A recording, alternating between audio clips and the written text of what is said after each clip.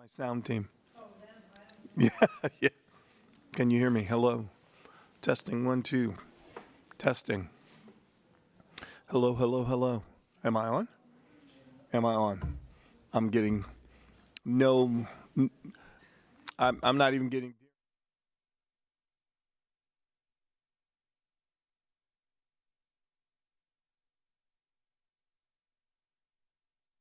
We can hear you, Dr. Holt. Okay. Can the room hear?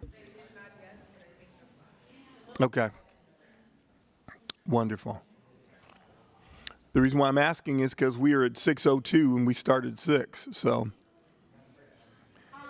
I want to make sure that those who are online can hear.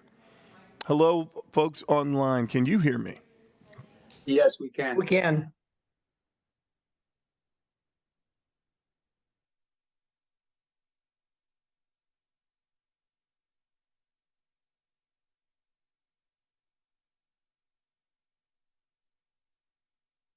Ira, can you help me out, please? Is it 6? Thank you. It's actually 6:02. Oh. Welcome in tonight. I apologize for the delay. I'm glad and appreciate those who are online tonight. I'm Dr. Stephen Holt, chairing Recording the in Oversight progress. Committee, the Northeast Neighborhood Strategies Oversight Committee meeting. Thank you very much for being with us. I trust that you have had an opportunity to see the agenda for the night. As you know, it is our intent to flow according to the agenda. And just a couple of stipulations as we get ready to go into our meeting tonight. I'd like to remind us that this is a meeting that's open to the public while not a public meeting. And what that means is that you have the opportunity to watch, listen, and participate with the Oversight Committee as we address the issues pertaining to our responsibility, those things that fall within our charter. We want to hear your input, though. We'd love to hear from you, and there are spaces and opportunities for you to sign up for public comment, and we're going to have some public comment, hopefully, at the end of tonight's meeting. However, if, and I also ask that those who do participate in the public space, that you address things that are on the agenda, that you address items that are on the agenda. However, if there are concerns, if there are suggestions and ideas or things you want to talk to the Portland Housing Bureau about, let me have the Portland Housing Bureau team that's online, if you could turn your cameras on so people could see you and identify you, and then those in the room, if you could wave so that people could see who you are as PHB staff. Wonderful. Awesome, awesome. Excellent. Well, it looks like I have a few of our Oversight Committee members that are online. I see, I think I'll do a roll call real quickly.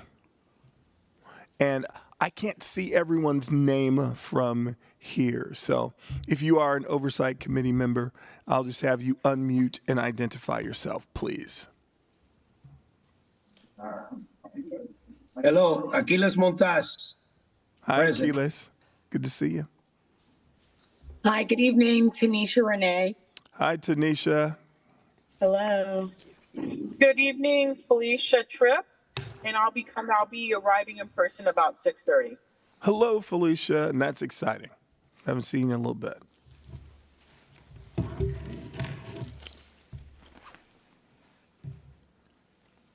I see your name, Sheila. Miss Sheila Holden, are you there?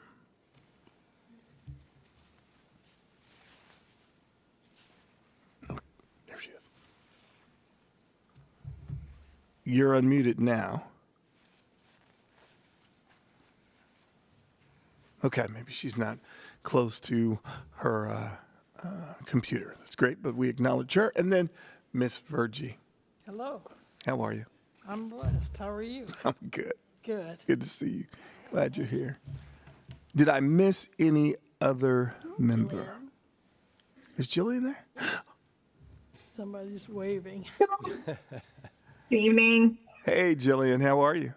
I'm good. I'm good. Thanks for hosting this on Zoom. And as I said in my email, I'll have to step out at 7 and pop back in when my other meeting is over. Awesome. Well, I'm glad you're here. Again, welcome into tonight's meeting. We have much to cover. and we're going to stay pretty true to our agenda tonight. And also going to be thoughtful or considerate of time. Want to appreciate those who give their time to these conversations that are so vital. With that being said, I'm going to move to our interim director's update. I believe this is your first meeting. It is my first meeting. Well, Yes. hello, Michael. Thank you, Dr. Holt. Good evening, everyone. My name is Michael Bonacore. I am the interim director at the Portland Housing Bureau. I have been on board for a couple of months. I was the executive director at Home Forward for about 7 years and there for about 20 years total. Most recently, I was the interim director at the Washington County Housing Authority, where Molly Rogers is now the permanent director. And so that Molly leaving for Washington County created a vacancy at the Bureau. And that is what I am here to fill. And I am really thrilled to be back in the housing world in Portland. One of my updates is to tell you that the recruitment for the permanent director is still underway. And so I'm on board while that process plays itself out. And again, just really honored to be a part of the very talented team at the Portland Housing Bureau, and really glad to be here with all of you tonight. This is my neighborhood. I walked here, and really thrilled with all of the work that you all have done to make progress in this area. So thanks for having me. My other update, just briefly, is you probably all know that City Council took action recently to adopt, to sort of decide how they were going to organize themselves in the transition to our new form of government. And as it relates to the Portland Housing Bureau, they have decided that bureaus will continue to report to commissioners as they do now during the year of transition, which means that the Bureau will continue to report to Commissioner Rubio as they do now, and we will stay in our sort of cluster of bureaus that works with Commissioner Rubio. So in that regard, even as the city is going through a time of really significant transition, we will have the stability of continuing to work with Commissioner Rubio's office. And next on the agenda, it says that there are down payment assistance loan recommendations. And my update for you about that is that we are going to defer that conversation until our next meeting. So as I've come on board and the team has had an opportunity to brief me about our efforts in this area, we've also been considering what's happening in the housing market and interest rates, and just recognizing that it might be worth a little more time to assess what's going to be most helpful for families who are trying to buy homes. And so we're going to go back to the commissioner with some more analysis on where we might want to set the down payment assistance level. And we'll come back to you with a recommendation. So I know it's a little vague, but in essence, we recognize that it's been really hard for families to be able to afford to buy homes in this area, and it's getting harder. And so we want to make sure that if we are providing help in that regard, that it is really meaningful and is actually going to help folks be able to achieve that milestone and be stable once they do that. So more to come in January, and I think I'm good. Wonderful. Thank you. Thanks very much. And I would also say thanks for reconsidering, specifically in relationship to down payment assistance loans. We, the committee, was very concerned about moving the amount from a $100,000 amount to a $125,000 amount, and whether or not that would have significant impact in terms of helping families in light of how much prices have shifted. And our recommendation was, we love the idea, we just want more money. So I appreciate you thinking about what that means and how that could be a possibility. Any comments from the committee? I'll go to those online first.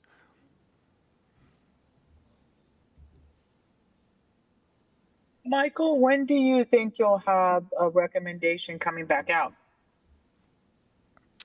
I anticipate that at our next meeting in January, we'll bring you a recommendation.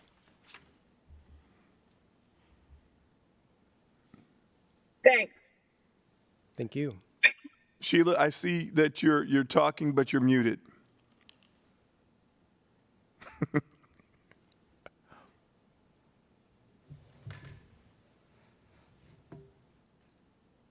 Technology is great when it works. Yeah. Can we unmute Sheila Holden? Do we have that capacity? Yeah, she was trying to. Oh, she's always got such great. Oh, here we go. Here we go.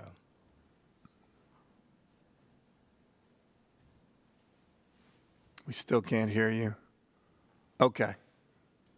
Okay. Well, we gave it our best college try. Jillian, I saw that you turned your camera on. Did you have any comment?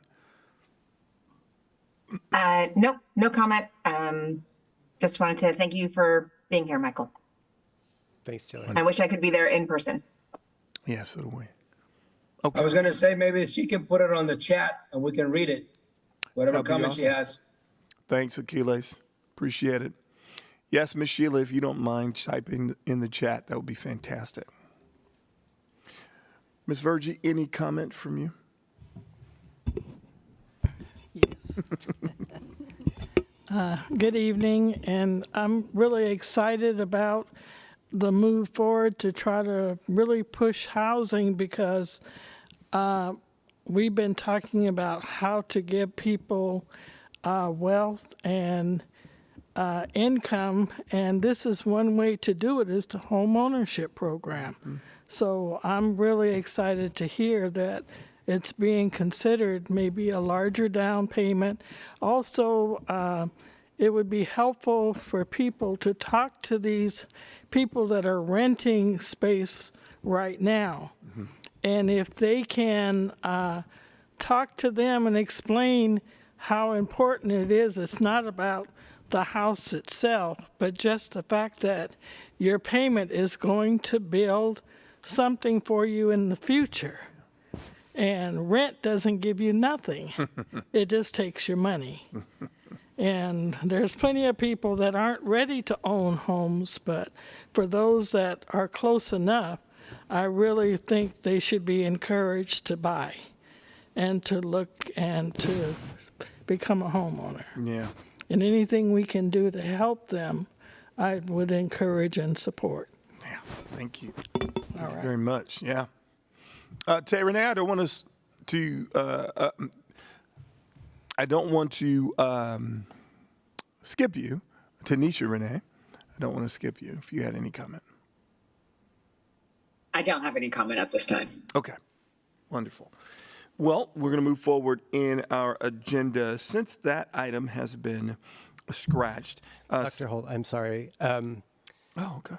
There is still a presentation to be made. Okay. I see a young man sitting Yes? Yes. there. Okay. All right.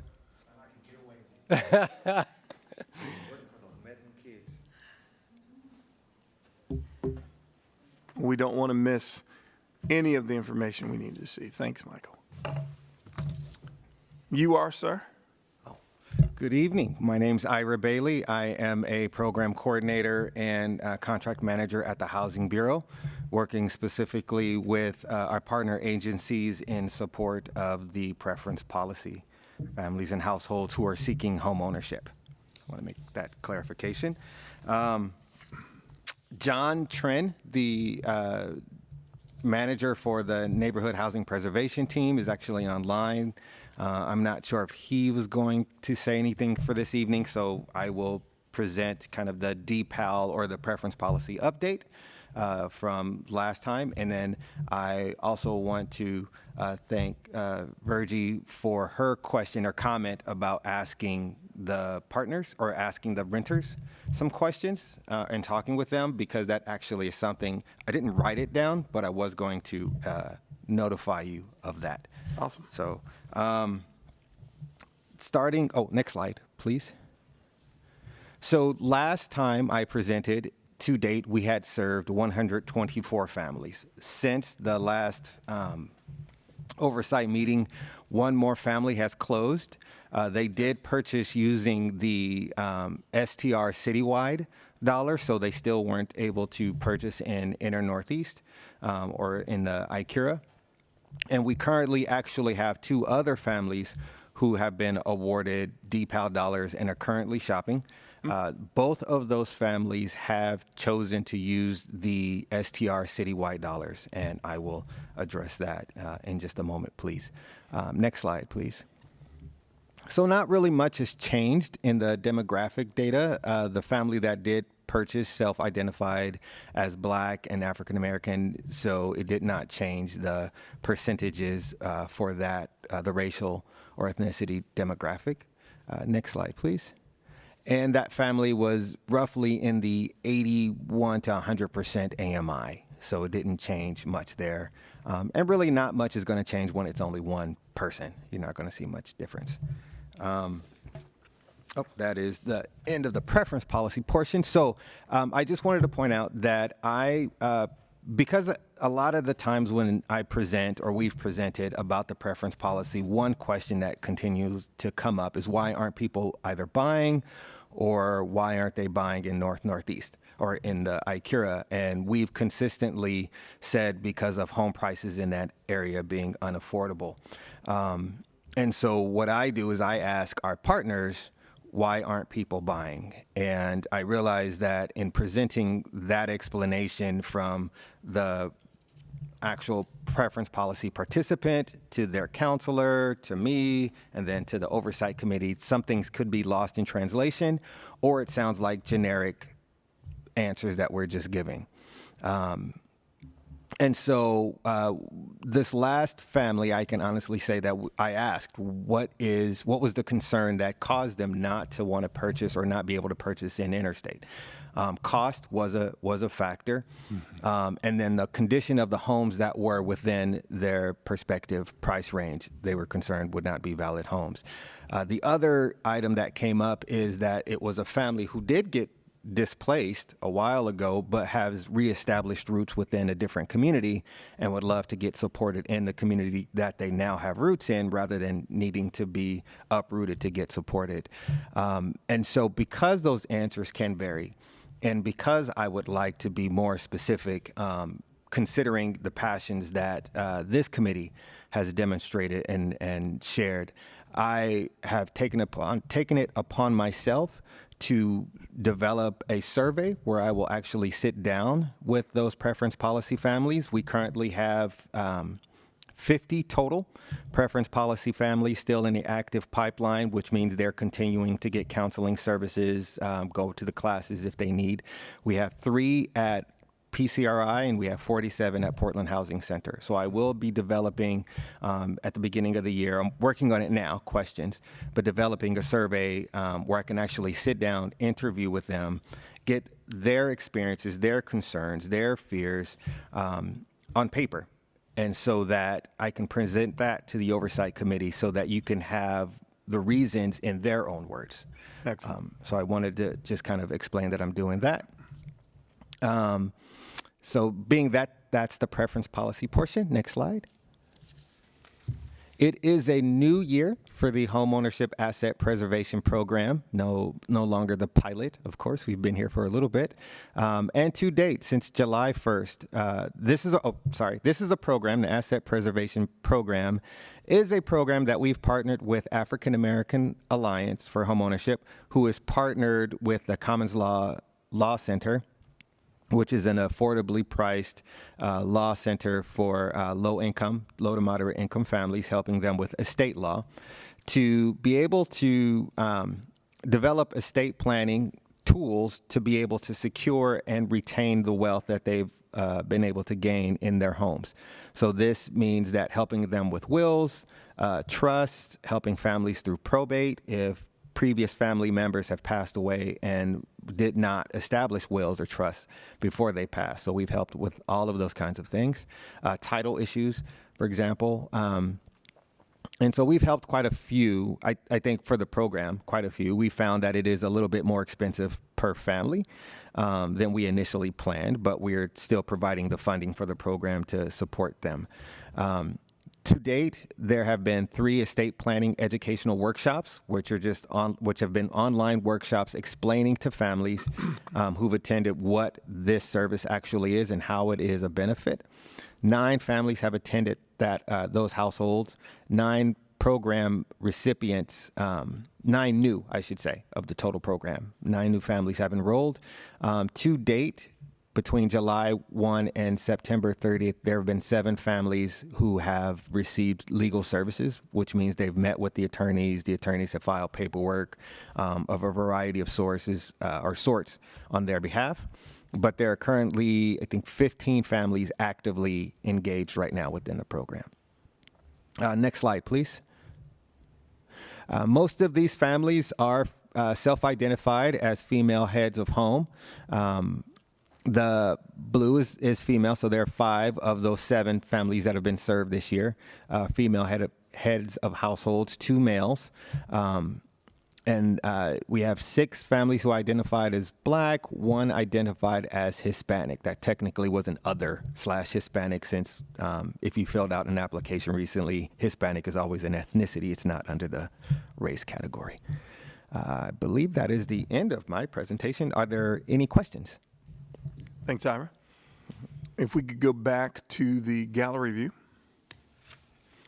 Any questions or comments from the Oversight Committee?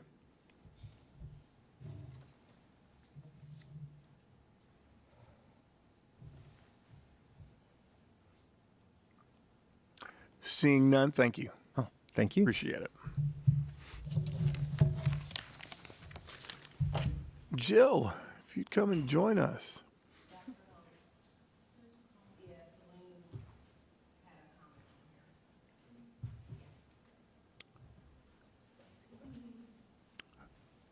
Who had a comment? Is it Saley? Oh, okay.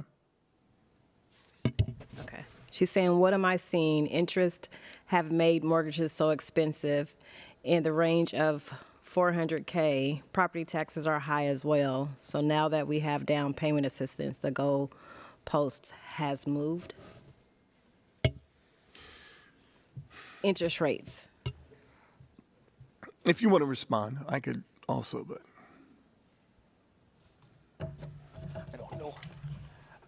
I don't know how to respond to that, except to say that is absolutely true. We have increased the down payment. You may remember. I don't know if you do, but in 2018 we increased the down payment assistance from $80,000 to $100,000. We also increased the funding that we were providing for the permanently affordable units from 100 to 125 at that time. And yes, the interest rate, because of inflation, that's kind of a Fed move, that's not on us, has changed that. And I can give an example. Last night or 2 nights ago, I was just playing around on Zillow, which has an affordability calculator, and just put in an interest rate of 4, which was over a year ago, and then 7.25, which it's around now, which is probably a little low. And based on just those interest rates alone, and same income, same buying power, there was a drop in $100,000. So of buying power. Homes have not dropped $100,000 in that same time frame. So this is why we're having the conversations to increase the down payment assistance. I know when we met last, the 125 was the ask for the recommendation, and the question came up is, what difference is it going to make? Correct. And the reality is 125 is not going to make much of a difference for a home. It may cut $100, $200 if it hit that 20% mark and got rid of mortgage insurance. But if that family was already not having to have to deal with mortgage insurance, it was only about $60 or $70 in a difference. And so I am really excited to hear that we are reproposing or going to be reproposing that conversation. So I'm really excited to see what we can come up with so that we can really support families. Because yes, those goalposts will continue to move until the Fed says enough is enough, brings those rates back down, hopefully before there's another decline in home values. So extreme decline in home values. Appreciate it. Appreciate the thoroughness of the response. Jill, come on up. And while she's doing that, I will say this. What has not moved is the commitment of the Oversight Committee to do all that we can to support people getting into those spaces. So part of the advocacy that we could use is for all of us who are citizens and constituents to talk to our elected officials about more funding, more ways to fund this incredible, necessary work. Let's become our own advocates. That'd be great. Jill. Thank you, Dr. Holt. For the record, my name is Jill Chen. I'm the Housing Investments and Portfolio Preservation Manager. It's great to see you all. Next slide, please. I wanted to talk a little bit for last gap. Jill, could you move the microphone just a little closer? Thank you. Is that better? Okay. Just wanted to talk a little bit about the Metro Bond Opportunity Solicitation for last gap and how it fits in with all the other work of the Bureau, as well as with our North-Northeast strategy. In this slide, you'll see that this is where our Metro bonds currently stand as of end of June 2023. Metro bonds is $211 million. We have already planned and in development is 1,541 units, which exceeded our total target under the Metro bonds, which was 1,475 units. What I did want to point out also to the Oversight Committee is when you look at that chart or the map, there are actually a ton of, we're very pleased, there's a lot of projects in the Oversight area for the interstate corridor. It's very exciting to see so many projects in an interstate corridor, and part of it was also because last year we had put out a solicitation that also had some ICURA funds plus the properties. But there's just a number of them, and we're very pleased today that the M. Carter Commons with Urban League and Northwest Housing Alternatives will be coming to talk about where we are as well. So if this is the current map, and next slide, please. You'll see that in the last gap, we wanted to really, we had heard in the market that there were some projects, both affordable and market rate, that just needed a little bit of help, just needed a little gap in order to make it so that it can financially close and start construction. So our goal was to try to capture those projects and push them forward so that we can have more affordable housing. And you'll see here, as I mentioned, under the Metro bond goals, we have met the total units, and that's showing up in green, as well as the family size units. Those were two metrics that Metro had asked us to meet. We were a little short on the 30% very low income units. We are at 90%, so we need 61 more units on that. And we're also a little short on the permanent supportive housing units. We're short 11 units. So the goal for here is let's try to move the projects forward that just needed a little bit of money so that we can also meet all the bond goals under the Metro bonds. Next slide, please. So under our last gap criteria and our considerations, in addition to our traditional, you can call it underwriting requirements, which we always do, we also looked at two other items, which is readiness to proceed and whether it met our goals, which is the PSH and the very low income. So readiness to proceed, we really wanted to make sure that these were permit they had already submitted permits, they were ready to go, and that we were able to check with our sister bureau, the Bureau of Development Services, that they actually did do what they tell us they were doing. And that the financing commitments were there already, and that they had also, the needed tax credits and any private activity bonds, and that there was a reasonableness in the contractor bids. We didn't want to have folks who come in and said they only needed some, then they come in and say they needed more. We wanted to make sure that we did our due diligence under all the contracts that was being provided to PHB. Next slide, please. As part of this process and as part of the funding, we were very fortunate that not only did we have Metro bonds, we originally thought we were just going to put out $10 million in Metro bonds. Metro gave us another $9.088 million targeted for permanent supportive housing. And in addition, the county also came in, and we're working with them on $9.75 million. So instead of a $10 million solicitation, we were able to come out with almost a $29 million solicitation for last gap.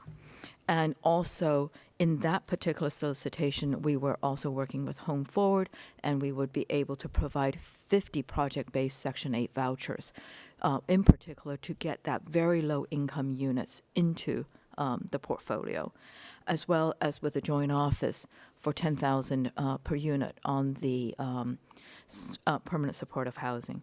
So this chart shows that when we came in with originally $10 million out of our own pool of Metro bonds, we came in originally with 64. We're going to put 10 million out. So the balance of 54 million is going to be for the Broadway corridor. And we're pleased to say that the Broadway corridor solicitation, the initial announcement will come out at the end of this calendar year.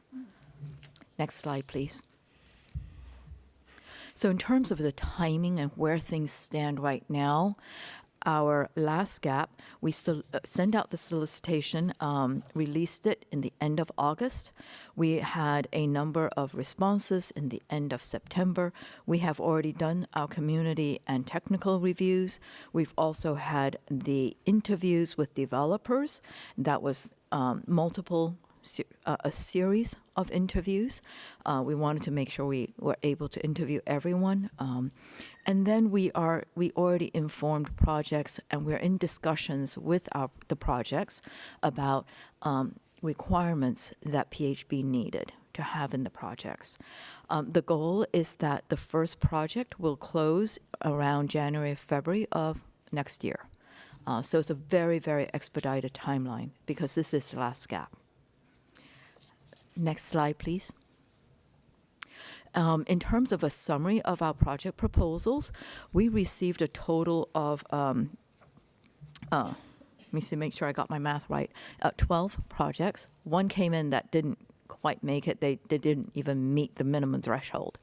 And there was 3 projects for supportive housing, permanent supportive housing, 3 for family focused, 1 home ownership, and 3 shovel ready. And then because we also brought in Portland Clean Energy funds into our project, there was 2, into our proposals or our solicitation, there was 2 that only came in just for Portland Clean Energy funds. They had everything else all ready to go. So we are in the process right now of evaluating each of these, you can call it projects, and we're very pleased that I believe 3 so far are meeting our requirements. We're still awaiting for a few others, and we're still in those discussions. So unfortunately, I cannot make any announcements about which projects have been selected, but we're just waiting to finish the discussions with all of them. And that's the presentation. Thanks, Jill. If we can go back to gallery view, give an opportunity for questions. We'll start with you, Ms. Virgie. Any questions for Jill?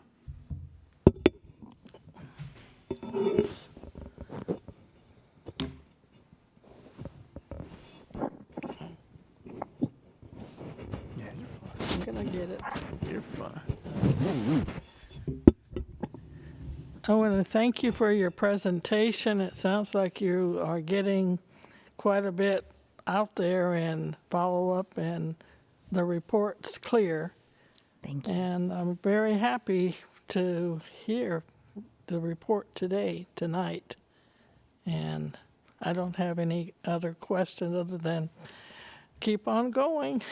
Thank you so much, Ms. Burgee. Yeah. Comments from our virtual committee, or the committee that's with us virtually. Yeah, go This ahead. is Felicia. Really quick, Jill, how did we get because I've missed a couple meetings. How did the Clean Energy Fund come in to be an option? Sure. Thanks, Felicia. PHB signed an interagency agreement with the Portland Clean Energy Fund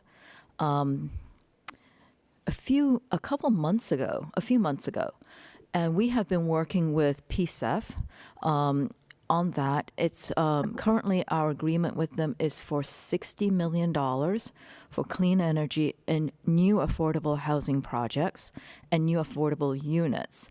I'm pleased to say that so far we have, because we've got a number of projects in the pipeline, we were able to work with PCEF on 9 projects. Some are already in construction and some are in the pipeline.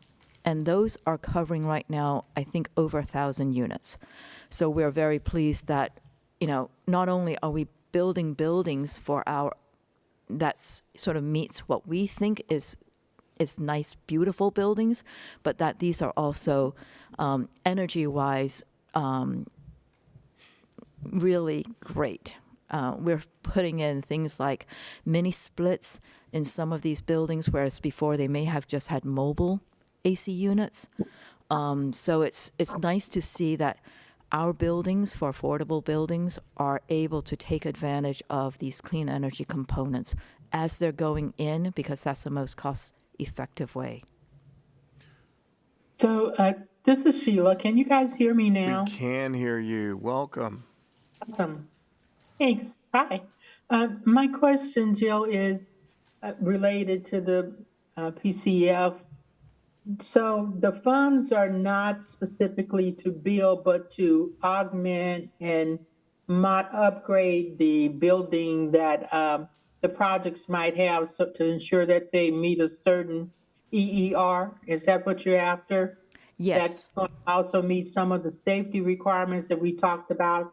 There were issues around heating and cooling for the buildings and their common spaces that people had concerns about.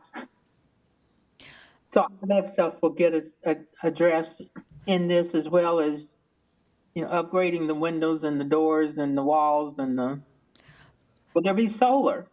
Yes, in some of our units, we are able to put a solar array on top of the roof.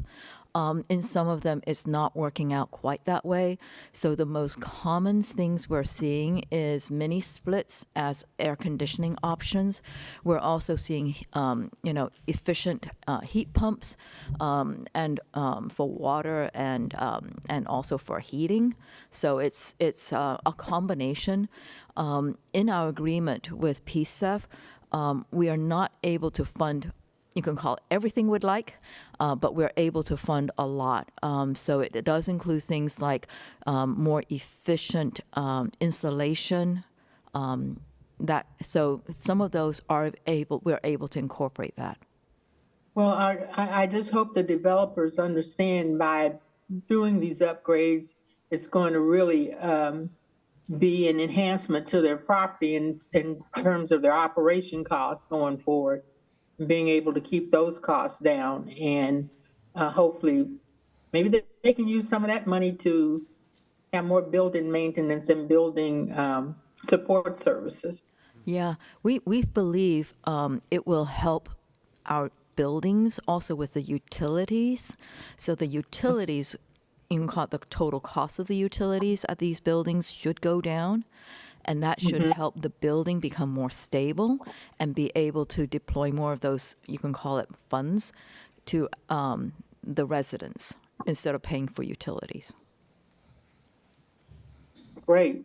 So are we seeing the same thing as in more of the support services the residents need? We haven't seen it so far yet because PCEF is so new, but that is our hope. Okay. Any other questions? I do. Hi, Jill, it's Aquiles Montaz. And I'm not sure if this is part of your, what would we say, that you'll be in charge of that. But I noticed that is the city allowing higher, or the change of requirement on how high the multifamilies buildings are being built? There's one on Minnesota and Jesuit that started as a 4 stories high, now it's a 7. And I'm wondering how has the city made some changes on how high the buildings can go? I'm not sure, Achilles. It might have been originally also that the height was already, you can call it, they had already allowed that much FAR as well as the heights, and that the building, I'm not familiar with the one at Minnesota. It could have been that they were able to build higher. I don't know that one in particular. I know that the city has been looking at allowing for higher density as well as higher buildings. In the affordable arena, we haven't seen that many buildings go that high, only because it costs a lot of money to go height. So I understand, and the question is, this was just a single family home lot. Okay. And now I don't know how many units this is going to have, 70, 80, and it's going to definitely, and this is a side street, it's not even a major artery of the city. I'm very concerned on how this is happening. Yeah, Achilles, for much of the land use questions and about the zoning, that's not part of my work. That is more the work of our Bureau of Planning and Sustainability, because I think in terms of looking at the different locations and specific block by blocks, there has been a change in some of the zoning, and there has been upzoning. Well, thank you. And Achilles, I'll encourage you to follow up with that, or we can take it offline in terms of the conversation, but thanks for raising it. I don't know, Ms. Holden, Ms. Sheila, if you had any other further comment. It was just in reaction to that, in that one of our main concerns is we were dealing with building so many large units on the major streets or corridors that there are residential communities and buildings around them, and you create a shadow that puts them in the dark. And that's a major issue for folks who are half a block off from those kinds of developments. So Absolutely. we had at one point talked about and made sure that that wasn't going to be one of our problems that we created in getting in more housing. Thank you. Yeah. Any other comment or question for Jill? Thanks, Jill. Thank you. Appreciate it. Thank you. Divisha, you're going to talk to us about our preference policy. Welcome to the table. Hello, excuse me. Hello, everyone. Good evening. Good evening, Oversight Committee members, and good evening to my esteemed colleagues and community members. I will be providing some updates and some program insights and upcoming initiatives in regards to the Preference Policy Rental Housing Program. Next slide, please. Thank you. So here we have a line graph that depicts the total number of applications that was submitted over the past 3 quarters, with the most being in our first quarter during the months of January, February, and March. These figures do encompass some duplicate entries. You will see that the line graph depicts a trend. At the beginning of each quarter is typically when we receive the most or the largest number of application submissions. When we get towards the last quarter, we did have a drop. That is something that we are in talks and discussion of right now, and how we're going to increase promotion to keep that uptick up. Interestingly enough, you'll see a straight line in the last couple months of the previous quarter between August and September, where we had the exact same number of applications submitted. I just pointed that out because I thought it was interesting. Next slide, please. So here we have the pie graph that depicts the number of applications separated by point cohort. I do want to point out that it is not uncommon for us to receive a higher number of applications for those in the 0 point cohort. That's something that's been a trend since 2017. But we are seeing some still slightly larger. It's almost evenly matched with our 2 point cohort in comparison with our 6 point cohort and our 2 point cohort, that is. And these are the applications that were submitted for Q3, so the last 3 months of the previous quarter, just before September. Next slide, please.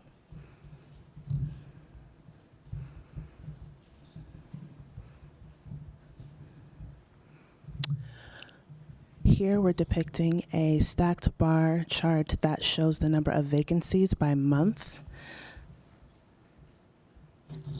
We had a total of 5 vacancies. We had a total of 5 vacancies from one building during the first quarter. During the second quarter, we had a total of 36 vacancies, with 31 of those being new. And during the last quarter, we had all six buildings had a total of 34 vacancies, with 17 of those vacancies being new. We had quite a bit of carryover from the previous quarter. That is due largely in part to the extended time it takes to lease, for the buildings to be able to lease from the list. And we'll point to that in the later slides. Let's go to the next slide, please. So depicted on this bar chart is the total number of referrals. That's depicted by the turquoise bar. That's the total number of referrals made to the housing providers during this last quarter, the third quarter. And lime depicts the total number of vacancies, and the orange depicts the total number of approvals. As you will see, we have been sending quite a few numbers of referrals those numbers go as high as close to 400 during one of the months in the last quarter, but we've had less than 40 vacancies during that month, and only one lease up over the past quarter. Next slide, please. So here's some of the insights and what we've been learning. For majority of the units that are subject to the preference policy, about 67%, so more than half of those units are at 60% AMI, meaning that there are individuals that are paying anywhere between $1,185 each month or $1,176 for a 3-bedroom unit. If we go to the next slide, we will see. We will share numbers that bless you. Thank you. No. Based on census data for Portland, the average Latino household earns about $4,554 monthly. The Native American household earns about $4,598. Asian households earn about $5,999, and Asian Pacific Islander households earn about $5,785. That compared to the average monthly income of white households, which make $6,480. Let's go to the next slide, please. African American families bring in about $3,000 in monthly income. That puts individuals at an income burden that is a little over 30%, all the way up to about, there we go, between 39% and 45% of, or excuse me, 59% of their income, if not more. 39 to 59? 39 to 59 is, I believe, what I calculated, okay. Yes. Don't quote me on that last number. Okay, next slide, please. So we did a bit of a case study. We had one of our housing providers that was able to share how the income burden has impacted their residents. There are about 39% of residents that are at Charlotte B. Rutherford currently that do not have rent paid. They have unpaid rent. 51% of those residents that are at Charlotte B. Rutherford have incomes that are below 30% AMI, so they're making less than the rents that are set and earmarked for the preference policy. And I bring this to the Oversight Committee because it is a huge concern, and it is part of the reason why while there are issues leasing. We cannot serve the people, and we cannot meet them where they are if the rent amount is astronomical and is not, in fact, affordable. It is affordable. Next slide, please. So, introducing some updates and initiatives. We will be, in relation to the last slides, we are in discussion and developing a plan to address the rent burden that's experienced by current residents, and working to have some discussions, currently having discussions on how to alleviate the burden for those buildings that are developing. This is something that we want to be as proactive on as we're developing for for the Dr. Darrell Milner building, for Margaret Carter and other buildings that are coming online. Interesting updates and initiatives that we have is we will be refreshing our marketing materials. I've been working with my colleague Gwen and with our graphic designer to refresh our materials so we can get back out into the public and launch our engagement strategy. We'll be rolling out the next phase of our engagement plan in early 2024. This is where we will have a rollout of we'll be reinitiating our offsite application sessions. This is where team members will typically go to various library sites, various community spaces, and we provide in-person assistance and application sign-up for individuals, as well as explaining what the program is about and how it came to be. As we're in the final stages of preparing our marketing materials, we do anticipate completing the distribution and online uploads by the end of this year and early next year, respectively. As a part of our engagement initiative, we will be scheduling promotions, aligning with the upcoming rental and homeownership rounds. And these efforts are designed to ensure that programs and services are met and reached by the widest audience that we can reach. Updates in regards to the security deposit pilot program that is underway with the official rollout expected at the end of this year. I'm looking forward to partnering with my colleague Nikki to present updates on this initiative as well. And last but not least, I'm very excited to say that we are launching a new application portal that promises to streamline our process as well as increase the user experience. We're currently in the stages of testing, and I've been working with my colleague Aurelia, who has done an impressive amount of work, as well as our developer Derek, to roll out this application portal in early 2024. We will also, I guess this is the last one, we will also be having an information session where we will partnering with Self-Enhancement, Inc., as well as community development partners to promote the Dr. Darrell Milner building. Those sessions will be November 16th and 18th at 7 p.m. and 1 p.m. at SEI and Gresham Library, respectively. Next slide, please. All right. Thank you so much for your time. Are there any questions? If we can go back to gallery view, that's awesome. I will begin by giving an opportunity. Oh, Jillian, I see you with your hand up already. Perfect. Yeah, thank you. Sorry to jump the gun, but as I said, I've got about 5 minutes and so many questions. Yeah. I was really struck by the number of referrals versus the number of approvals. Is that the number of referrals? Does approvals mean approved rental applications? Yes. So out of 393 referrals, one was approved. Yes.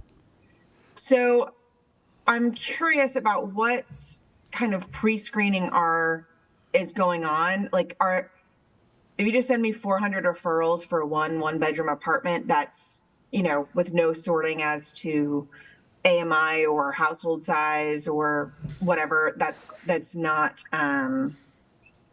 as helpful as if they're pre-screened. And I think that that's something that our nonprofit partners have mentioned before. Having this many vacancies, during a housing crisis, just seems it just makes, I just don't like it.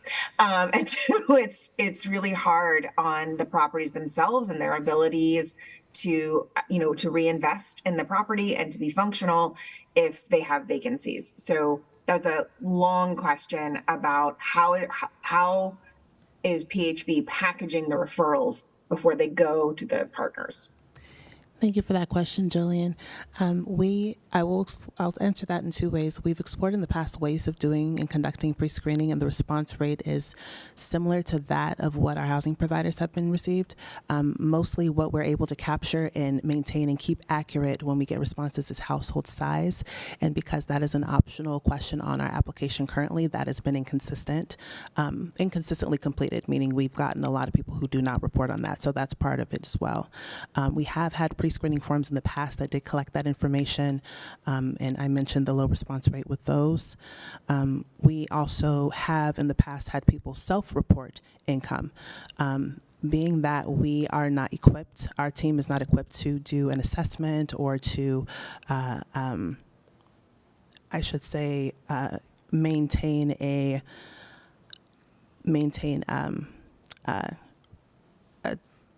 method of receiving regular updates if that income changes. Even when we were collecting that information, by the time it was received by the housing provider or transferred, it would have changed, or it was inaccurate. So we're currently working on ways to, and this is something that's coming in the role of the portal, ways to capture the information we need and improve our back end process to have some element of pre-screening or some element of exploring even a different way of applying or making these referrals to housing providers, so we get people that, one, income qualify, two, actually have the household size that meets the number of bedrooms that are available in the units that are available, because that's one of the top complaints that we've had at our regular meetings with our partners. We have monthly meetings with our partners to discuss a lot of these issues, and we are currently exploring bouts of establishing a way of generating a self-initiated process. So when vacancies occur, we can have a more streamlined process of having people go when they're ready to the housing provider instead of waiting on the list and being referred that way as well. Letting the housing providers manage their own wait lists using the preference policy scoring. Adjacent to that, yeah. Because we have some developments, I don't want to say anything that I would not come into fruition, but yes. Yeah, I think it's really like having 40 vacancies and almost 400 referrals and one approved. Like that statistic is just really stark in the inefficiency. And if we can't keep these buildings filled and we can't get people through the application process quickly, then the effectiveness of the preference policy becomes less and less, because inevitably what will happen is we'll start getting more requests for waivers to not use the preference policy because it's putting the project in financial jeopardy. And so I can't encourage enough how much we need to problem solve for this, especially with new buildings and lease up and projects needing to meet tax credit deadlines, needing to meet stabilization deadlines. There's so many things that go involved to making regulated affordable housing, and occupancy is right at the top of the list. My last question was, do you know, with the statistic on unpaid rent, do you know how much, if any, of that is a holdover from unpaid rent during the pandemic? Yes, I was provided with that information. I didn't include it in the presentation, and since I practiced this some time ago, I do not recall those numbers, but I do recall that some of those are carryover from the pandemic. The chart was very detailed and included from this essentially 2020 or 2021 all the way to this current year. So I anticipate, I can confidently say that it is carryover. It is possible, if you're carrying that debt on your books for 3 years, as an affordable housing provider, you might as well forgive it because you're not collecting it. So making some sort of agreement with the residents to pay back a portion of it, and in return that debt is forgiven, is something I would encourage PHB to support, and something that I would encourage my fellow affordable housing developers to take a look at, because just carrying that bad debt on your books for several years doesn't really give a good reflection of what people's status currently is. Thank you. Thank you, Jillian. Thanks for the comments. John, Again, I'm sorry I have to pop out, but I will pop back in as soon as I can. Wonderful. Thank you. John, I see your hand up. Thank you, Dr. Ho, and good evening, everybody. And thank you, Julian, because you did sort of touch on some of the issues and things that I was thinking also. But did I miss? Was there a figure in this report that talked about what unit sizes that there were that is also having difficulty renting? Was there a specific unit size or that made these things contributed to the vacancy? I just to answer your question, Mr. Washington, I just provided for this quarter, and from what I can recall, most of the units, it's been widespread. I know I've seen anywhere ranging from studios up to 2 bedrooms and even 3 bedrooms as of late.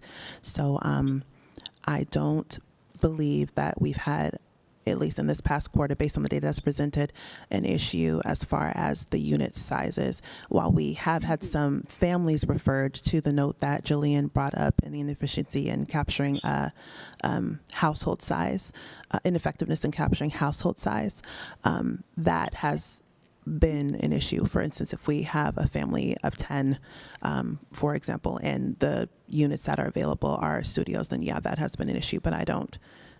In this past quarter, it's been a range of 2 and 3, and mostly what's been cited is non-responsiveness and income. Okay, and you're getting the applicants to apply, though, right? You're getting the numbers that you need in applicants? Yes. Okay, so because my concern is the engagement piece. Is SCI and the Beaverton site the only sites you use for the community engagement side? Are you using any other kind of organizations, community organizations, to convey this message, or the outreach to recruit? To make sure I understand your question, are you asking as far as engagement as providing application assistance, or are you asking engagement as far as really marketing, which is getting the word out to community members through applications? Yeah, that part. The latter. The latter part. The latter part. So we currently have a little under 2,000 applicants on the list. So the size of the list, the number of applicants on the list has not been the problem. It has been the fact that we are referring households that are either not responsive to the units, not responsive to the housing providers to lease the vacant units, or they are being denied as a result of income, or simply not interested because of the pricing of the units. And probably coming in last would be maybe the size of the units for a few of the families that have reported their household size. Got you. And as far as getting the word out, because I'm sorry, I felt like I didn't answer your question adequately. We haven't been promoting for that reason. Does that answer your question adequately, Mr. Enough reason. Yeah, no, you got a holding pond, and that's fine. Okay, so there is a recruiting pond that you can pull from. So no, I appreciate that. And so, no, I'm good. Thank you very much. Thank you. I don't see any other questions from the committee. For those who are with us, Ms. Vergie, any question, comment? Not at this time. Thank you. Hi, Felicia. None. Okay. Obviously, there's some massive gaps. We've got some challenges. It would be great to know 2 things. One is what kind of strategies are being put in place to address. I have no idea what just happened to my voice. It's like pepper or something. It would be great to think through the strategies addressing, especially that significant disparity, 300, applications and 1 approval, what the issues are, and then how it's being mitigated, and then how we can support that process. Because obviously we want everybody to be successful through it. We'd like to know what caused it. But thank you. I have no idea. Thank you. Thing ever. Doctor, this is Sheila. Go ahead, Sheila. Sorry. I don't know if this applies now, but after reading the study and hearing your presentation, I do have a concern that again, it's, we talk about partnering with the community-based organizations that provide services that are needed, even though our main emphasis is being able to get people in housing.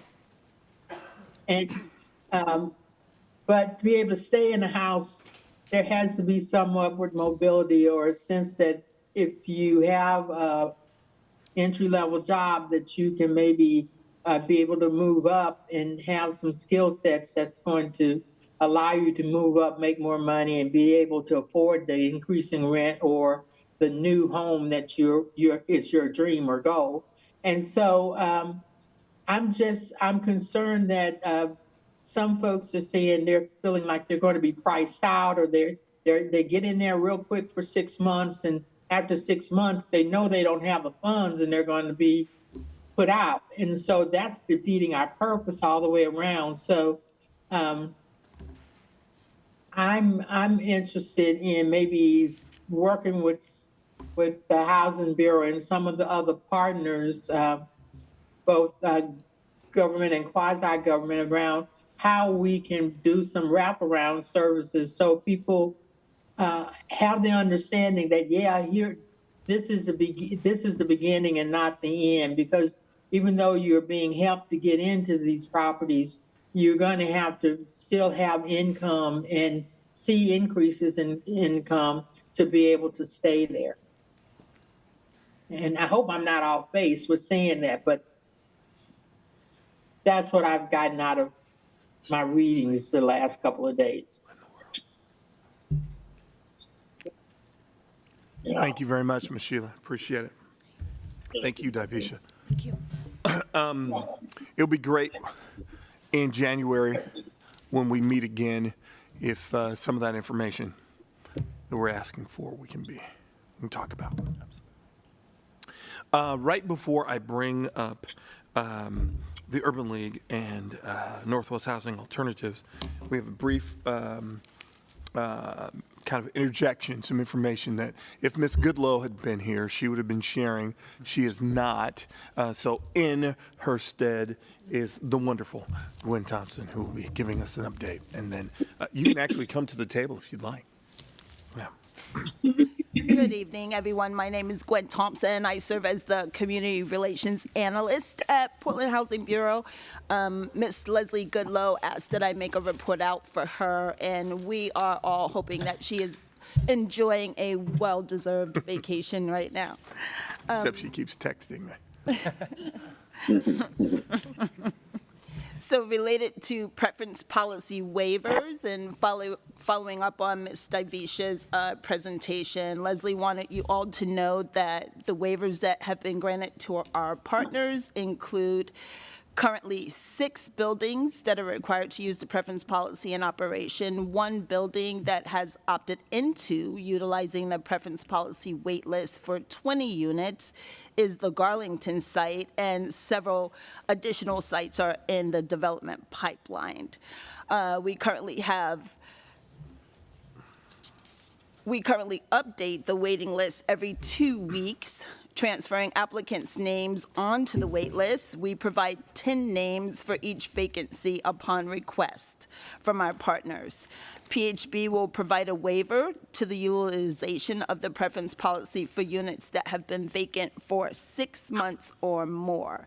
And to date, in 2023, she has granted 2 waivers for units in Magnolia 2 and Charlotte B. Rutherford. She's listed what each of those units are, and if anyone is interested, I can provide that information.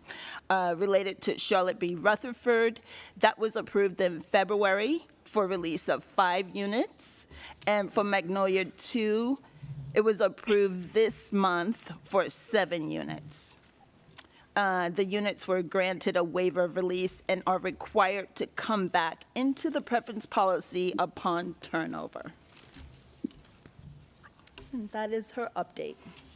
Thank you very much. We won't ask any questions since she is not here, but we will follow up. Thank you. Welcome. Hello. Hello. How are you? We're great. Good, good. I'll have you introduce yourselves. Great. Well, my name is Ty Brown. I am the affordable housing developer at the Urban League of Portland. John? Mr. Yes. Washington, you're not yeah. muted. Thanks, buddy. And I'm Mary Bradshaw, and I am a housing developer for Northwest Housing Alternatives. Thank you Welcome. for having us. Thanks for being here.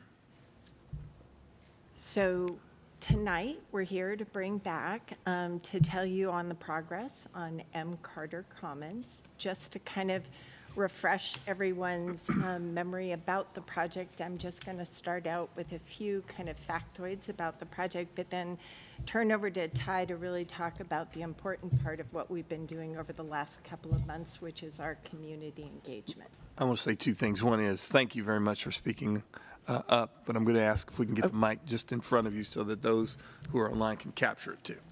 Fabulous. Thank you. Absolutely.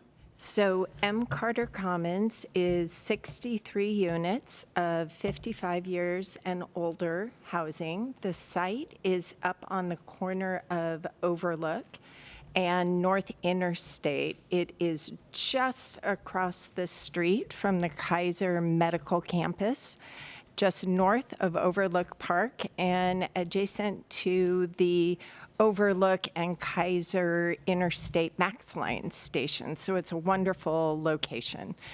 Of the 63 units, 62 are affordable, deeply affordable units, with the other unit being an on-site manager that will be living there. Out of those units, a third of them, 21, will be for households 0 to 30% median income. And then the balance will be between 30 and 60% median income. We have been hearing similar about kind of the affordability and needing to get our affordability a little bit deeper. So on that balance of units, we did just apply to the state as part of our big funding to get a source to be able to bring down our most expensive units down more into the 50% median income. So the goal is to keep the majority of our units between 30 and 50%. Next slide, please. So this is a partnership between the Urban League of Portland and Northwest Housing Alternatives. We're kind of bringing our two strengths together to be able to develop this project. We share decision-making. We will be sharing the developer fee. We will co-own. We will co-operate. And then after the compliance period in year 15, my organization, Northwest Housing Alternatives, will be stepping out of the partnership, and it will be owned and operated by the Urban League long into the future. My organization brings the real estate development. Urban League brings tremendous depth and strength with their resident services and their senior services, and together we're doing this project. Next slide, please. Just very quickly, here's just an overview of kind of our core team members. Again, Urban League, Northwest Housing Alternatives. We have Salazar Architects as our lead on the architecture and engineering team. They bring tremendous experience around affordable housing and a lot of deep work here in the city of Portland. And we have the O'Neill Walsh Community Builder Partnership as our general contractor. Next slide, please. Highlights. We are, and I was happy to hear in Jill's presentation about the PSEF funding. We are one of the projects that is part of this pipeline. We are looking to be able to do very high energy efficiency, knowing that the outcome to our residents and to the operations is we can keep rents low.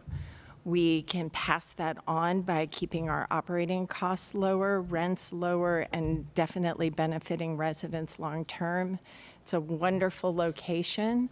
as we said, right there on public transportation. And we'll go in a little bit more into the layout of the building in a minute, but it does have full, robust community spaces for gathering and for building community. I believe this is all you.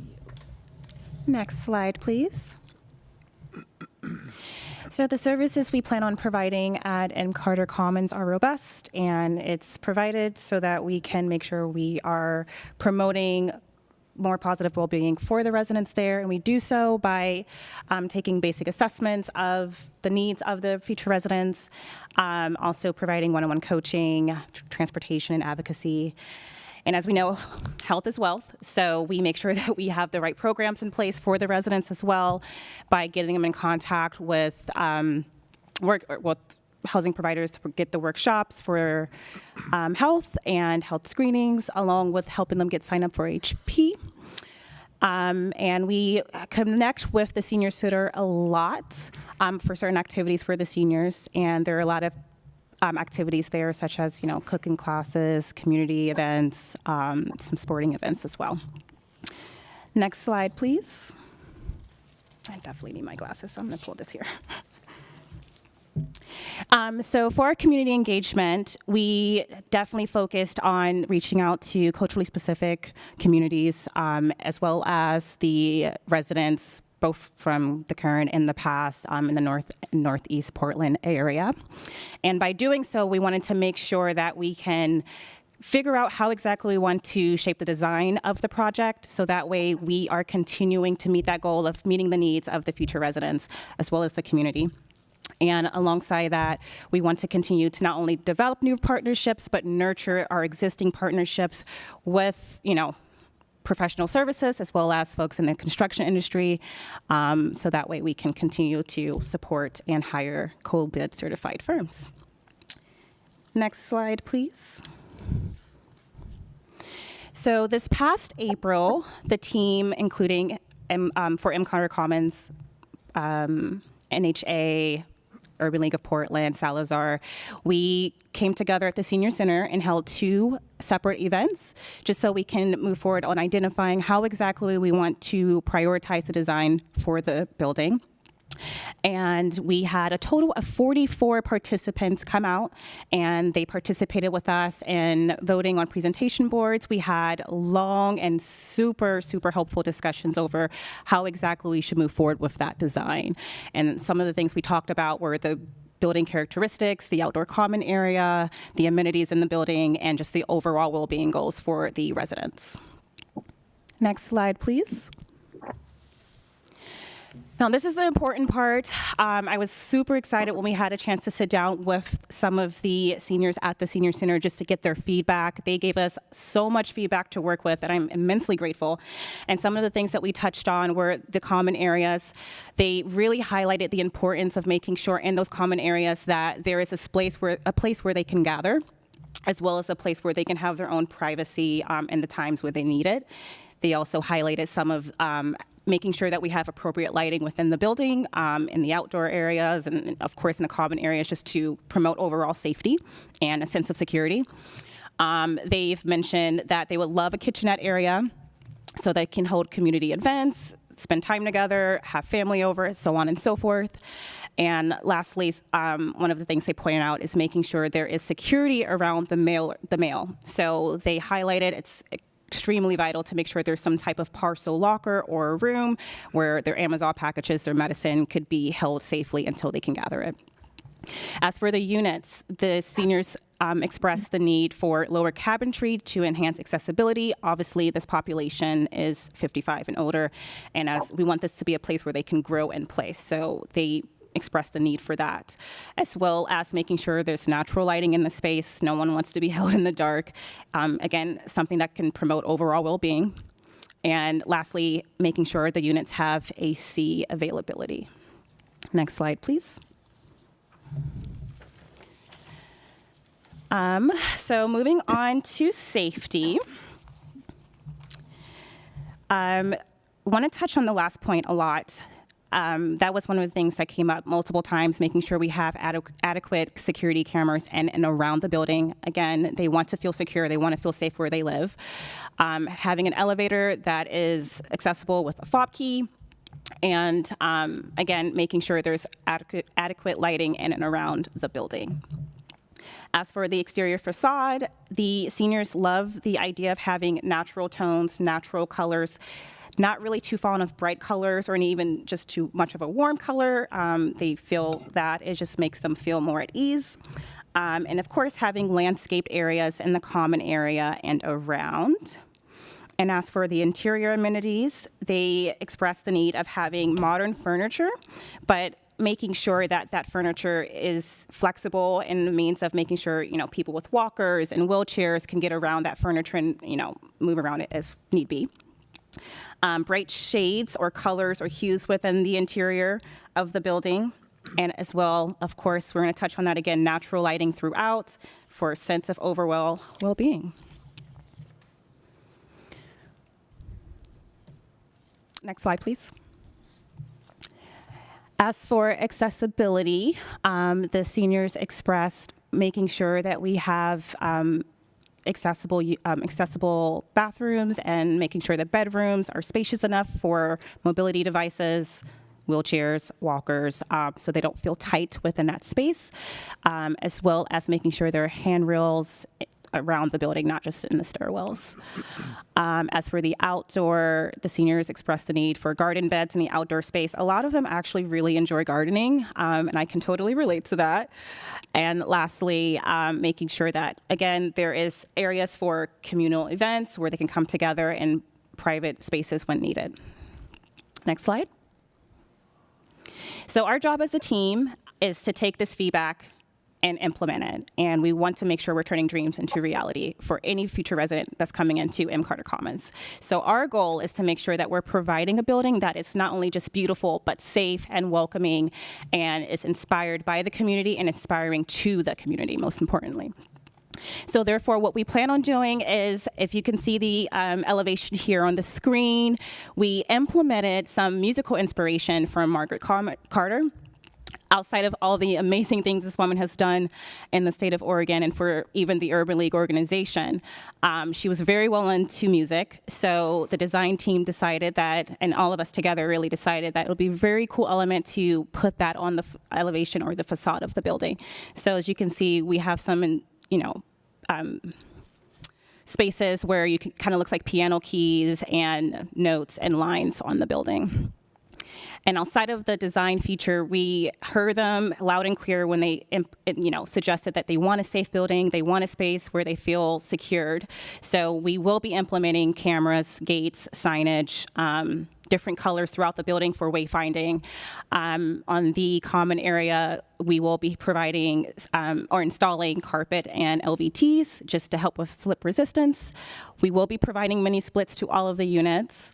And making sure that the common area will have a pantry storage and also have that space, the community room, be used for a cooling center, a supply distribution area, and just emergency gathering space in the event that there's a power outage.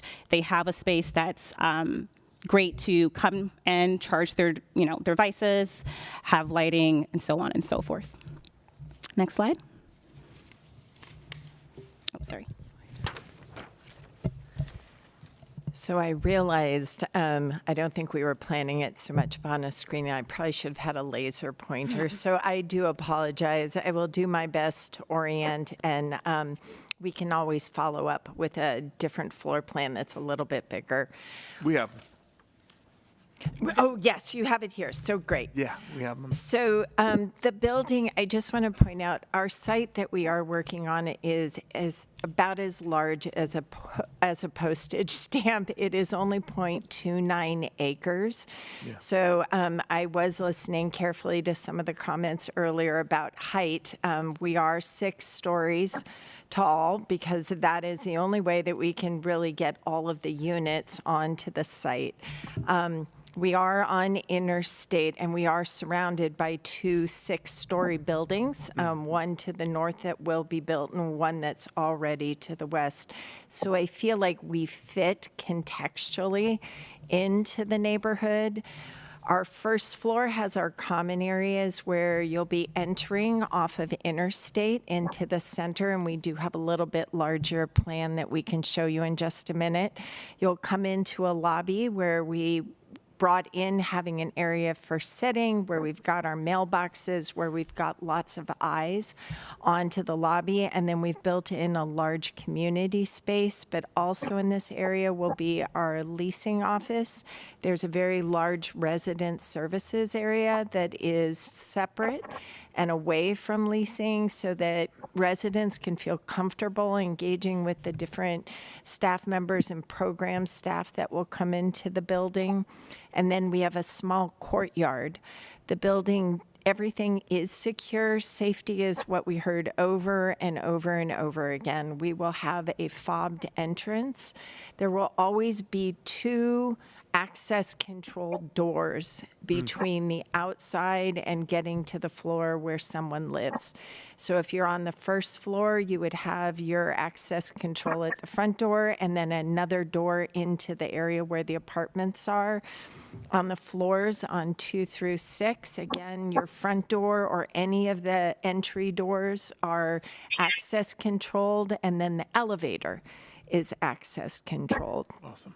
We will have cameras. Those were another thing that we heard very loud and clear around in the elevators, in the stairways, in the hallways, even down to what we've heard from our seniors at NHA wanting wide lens peepholes in the door. It's not enough to just see who's in the front of your door, wanting to be able to see down the hall. So that was one of our guiding principles of wanting to be able to have lots of visibility in the building, lots of coverage so the residents feel safe and that they feel that their home is protected. Mm-hmm. The other thing is about community space. And if we could go to the next slide, please. We have kind of a blow up of our community space. What we've tried to do in a very small footprint of a building is be able to create a lot of flexibility. So addressing many of the points that Ty just went over, we've got a large community room. We've got a kitchen area that can be used both by the senior staff to be able to have a food pantry, but also as a social space where residents can come down and gather, use that to be able to have a party or a family gathering. And then we have a quiet space to the front, to the interstate side, that could be more of a library, that could be more of a place if you're waiting for your ride to come pick you up, or you're waiting for a train to come, the MAX line to come, that's a dry and warm place that you could wait. So that space can then open up to be large enough to be able to have all the residents come together for a meeting, or be able to be broken down for different events, an exercise class, a gathering, waiting, a variety of uses. And as Ty touched on, one of the other things that we together, our 2 organizations, have prioritized is resiliency. When you have a fragile older population, and we've seen it when we've had heat events here in town and what happens when the power goes down. We've created this community space that we're kind of, if you want to call it technically a resiliency hub, but really it's a safe space that with the solar panels on the roof that we are hopefully be able to put in because of PSEF, as well as a small generator that we have a climate controlled space, whether it's in the middle of winter or it's a heat event in the summer, that residents can come and stay.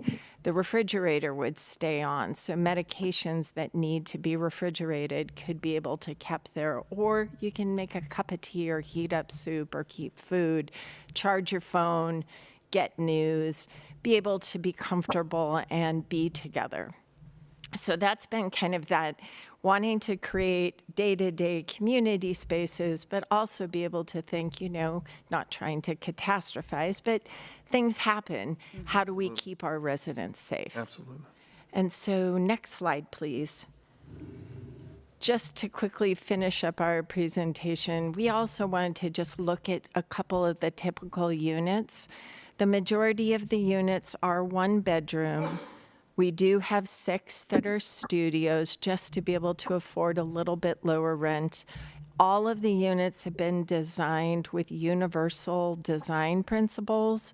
And the idea behind that is that, you know, maybe someone moves in now and doesn't have a mobility device, but would like to be able to stay there long term as their mobility changes. So all of the units have been designed to be able to accommodate someone's changing needs over time. We have all the clearance areas. We will have backing in the walls to be able to add grab bars and be able to add different accommodations. We've built in storage to the best we can. They are very economical floor plans. We just had a robust conversation about kitchens, trying to, in a very small footprint, trying to make something that's workable.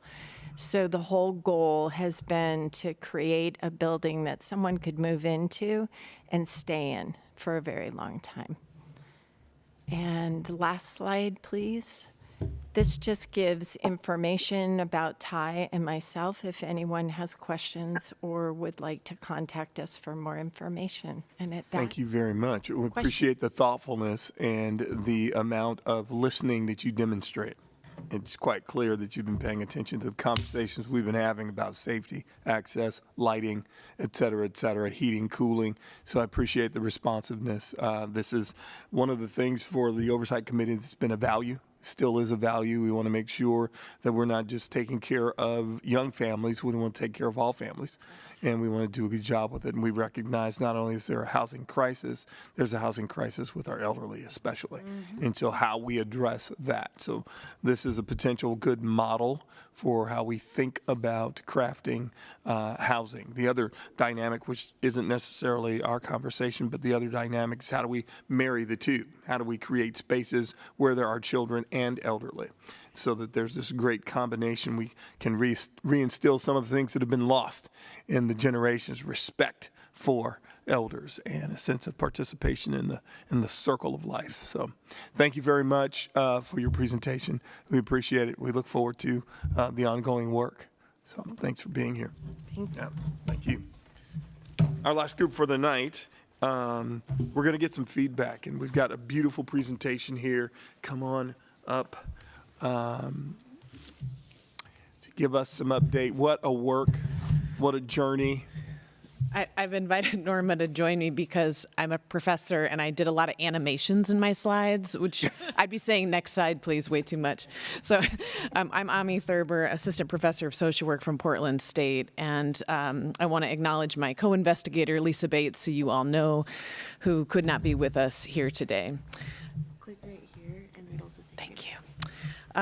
So as you know, we've been researching together the preference policy, in particular the as it applies to rental units since 2019, and we've been reporting back to you regularly in that time. Yeah. And we have now concluded our study, which means this is our last formal presentation to you in this capacity. And I want to actually start by acknowledging this committee because you in many ways created the North Star for this project when you wrote in 2017 that the neighborhood has changed and there's a need to make sure that families can do more than just exist. And so this project did not set out to count the number of units built or the number of people housed, but to really understand the lived experience of people who have accessed housing through the preference policy. And we wanted to understand why they applied, what their motivations were, how the policy is impacting their well-being, and how they think the policy could be functioning even better. And so to do that, we gathered data over two different rounds of 2 phases of research. In the first phase, we surveyed and interviewed and conducted focus groups in the first 3 buildings that opened. And then in the second phase, we did the same thing, but in all 7 buildings. And so I want to share some of the kind of key findings over those 2 phases of research. And in many ways, the findings didn't really change, but the insights deepened and our understanding deepened. So this slide captures the findings in total, and then I'll walk through them one by one. But big picture, we learned that the preference policy does seem to be serving the intended population, but it's differentially serving the population. So people's needs are being met differently, and we'll talk about that. Second, we learned that place does indeed really matter to the residents housed, the neighborhood matters, and in particularly living in a historically Black neighborhood matters deeply to the people who are housed through the policy. And third, that most residents are experiencing improvements to their well-being in a number of ways. In addition to living in a historically Black neighborhood, they're benefiting many from increased economic well-being and many from living in a high opportunity neighborhood. But our fourth finding is there are some significant threats to well-being also that people are experiencing, often alongside those benefits. And those relate to challenges in the building environment, the neighborhood environment, and ongoing affordability concerns. So apparently my fancy animations weren't working, so I didn't really need this, but I feel powerful, but I can click my own slides. So thank you, Norma. So in terms of the first finding that we are serving you are serving the intended population, we found through surveying residents that folks had lived in the neighborhood an average of 39 years. In fact, over 3/4 of the folks had lived more than half their life in the neighborhood. Over 70% of the people we surveyed identified as Black. These are, in fact, intergenerational buildings. Speaking to your point, Bishop Holt, the ages range from 20 to 75. 38% of the folks we talked with are currently raising children. 34% are older adults, and 43% live alone. Wow. And those and these are just the people we talk to. We don't have total demographics for each building. I did mean to mention that you may recall in our first round of research, we had a 70% response rate, which we were impressed with, and so were you. In the second round, that response rate dropped quite a bit. It was 40%, and we don't know exactly why that is, but we assume it had to do with collecting data during the pandemic and people being more reticent to participate, even though we provided multiple avenues to do so. So these percents have to do with the people we surveyed. They're not. We think they're representative of the whole, but there's going to be some difference. So this slide introduces the way that people are being differentially served, and what we found through interviews and really listening to people's stories is that that they're having really different experiences.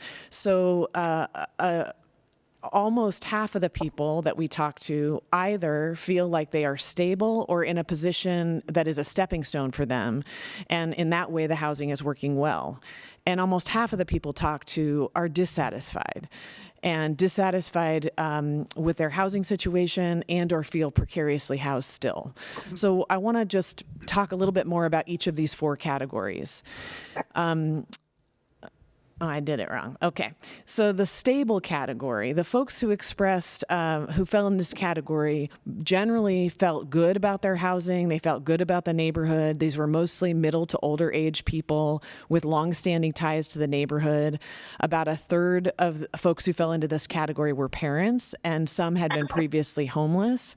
And for them, the people who kind of fell into this category talked about a feeling of stability, of safety, of being able to have a place to keep their things safe. And so that's, gives you a profile for that category. The people who were in the stepping stone category, and this was a smaller group, and I would say the stable was about a third of the people we interviewed. This was, in the stepping stone, was 7 of 61, to give you a sense of that. These were people who had mixed experiences of well-being, so some things were going better for them, some things were going worse, but they really saw their housing as temporary and a means to an end as part of achieving their long-term goals. And so in that way, it was working for them. It was meeting their expectations. These were mostly young to middle age. Almost all were parents. And so the quote here gives you a sense of the kinds of things we heard here, people appreciating being able to save, be able to plan for their next moves. Then our largest category were people who felt unsatisfied, and this were folks who expressed mixed well-being. Some things were going better for them, some things were going worse, but overall they were disappointed in their housing situation. The folks that fell into this category were people of all ages, and of the people we talked to, a third of these folks were at the point where they were ready to move, expressing a desire to move, trying to move, hoping they could figure out how to financially afford to move. We were concerned that more than half of the older adults we interviewed fell into this category, and a third of the parents we interviewed fell into this category. And that's concerning because we know that housing stability is particularly important for older adults and children's well-being. So these are just a couple quotes to illustrate the kinds of things people were saying. The top quote, an older adult who was feeling unsettled by the way that building management communicated with residents. It made him feel like he was going to be put out at some point. Another person who had a lot of enthusiasm and excitement about moving in and then feeling disappointed. And then the last category was the smallest one, but it gets to some of the things we heard earlier around being housing insecure while people are housed through the preference policy. 3 of the folks that we talked to were unsure that they would be able to maintain their housing. In fact, the quote here is from someone who had received a 6-month voucher, and that voucher was coming to an end within the month we were interviewing him. He had no case management and no idea how he would remain housed. He'd been previously homeless, had serious medical issues, and was as he said, it's going to be the end of me. So there wasn't a lot of people we talked to in this category, but they were people whose primary concern was their ongoing economic precarity. And of those 3 that we talked to, 2 were previously homeless. So we wanted to kind of paint this portrait of these different profiles because we think it provides some insight into why people are having different experiences, how some people can be stabilized and other people dissatisfied, that people are looking for different things, need different things, and have different experiences. I do want to, in the next findings, we'll get into more of what's working and what could be working better. So the second finding relates to how much the place of the neighborhood matters. I know that those of you in this room know it matters, but I know more broadly there has been some question about, do we just need more affordable housing in Portland? Does it really matter where? And for these residents, it absolutely matters that it's in Northeast Portland. For 80% of the folks said this was a primary motivation for applying. The history of the neighborhood matters deeply to these residents. It's part of their sense of who they are. And so it's very significant to them.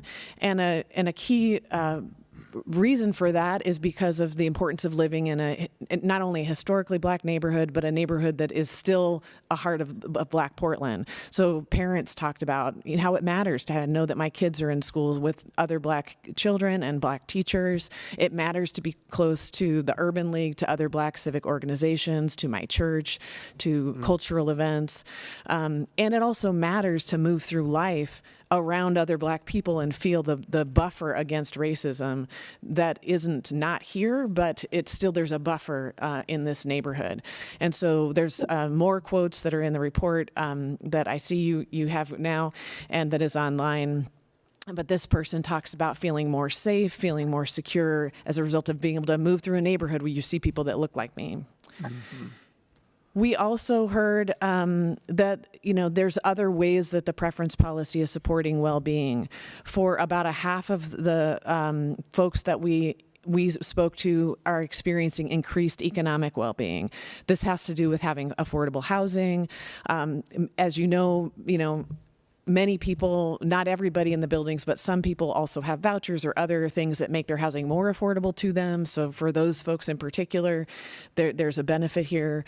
There is decreased financial stress for some people, this ability to save. That was true for the Stepping Stone people. And some people felt like there really is affordable amenities in this neighborhood that they're benefiting from. We also heard just a lot of appreciation for living in a high opportunity neighborhood, the convenience of being on MAX lines, bus lines, being easily accessible to downtown, access to parks, access to stores and amenities, that all of those things are improving life.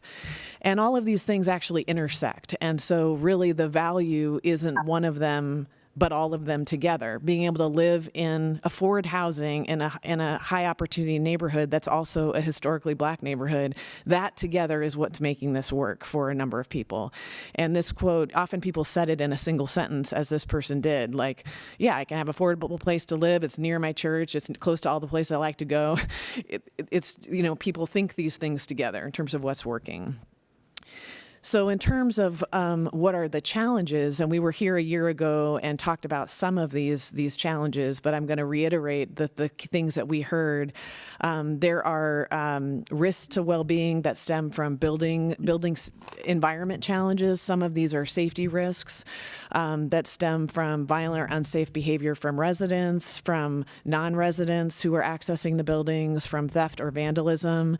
Other things that aren't listed here, but we heard a lot about, have to do with accessibility also in units. So we want to, highlight those things.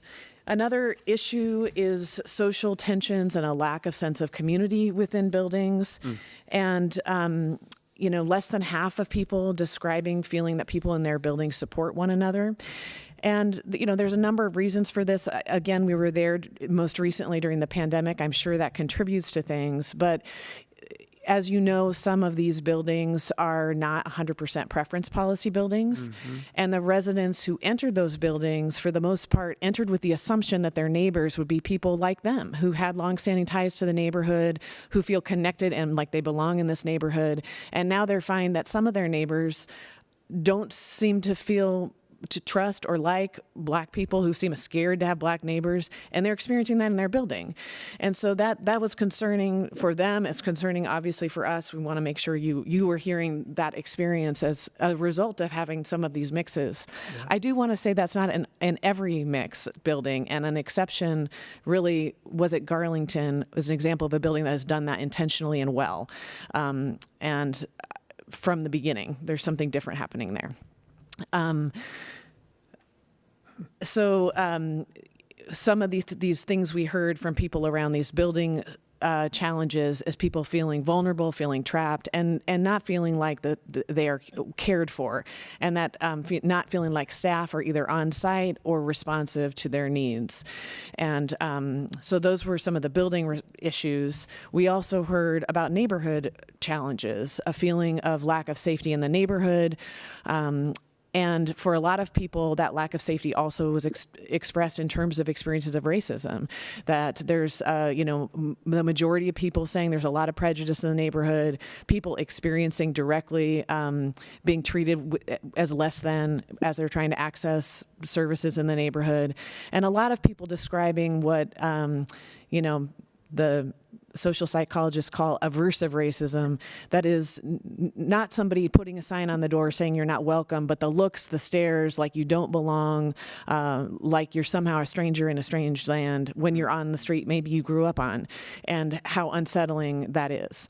In addition to that, we heard from a number of people affordability concerns. So while on the one hand, some people are doing better economically.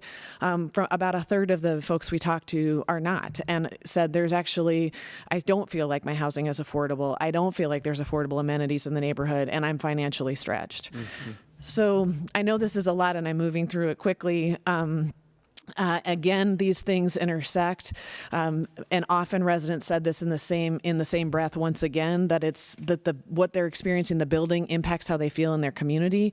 As this person said, take care of home first, then you can go out and do what you're supposed to do to take care of your people.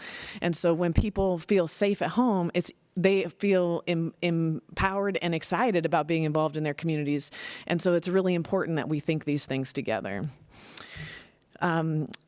As if to kind of pull out high-level takeaways, I would say, as we've been studying this for the last 4 years, we really can see that in many ways the preference policy is doing what it intended in terms of serving the population that is designed to help, and that a real strength is that it's enabling residents to afford housing in a neighborhood of their choice that is a high opportunity neighborhood where they have deep ties, and that part of the policy is working well, but that there also many residents are experiencing significant risks to their well-being as a result of the building environment, the neighborhood environment, or both, and that in that regard, this is falling short of what I think the crafters intended.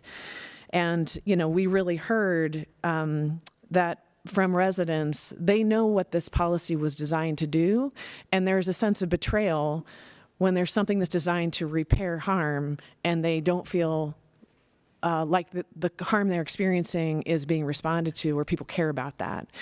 And so I want to, as I'm the only person here today, it feels important to represent those concerns as well as I can.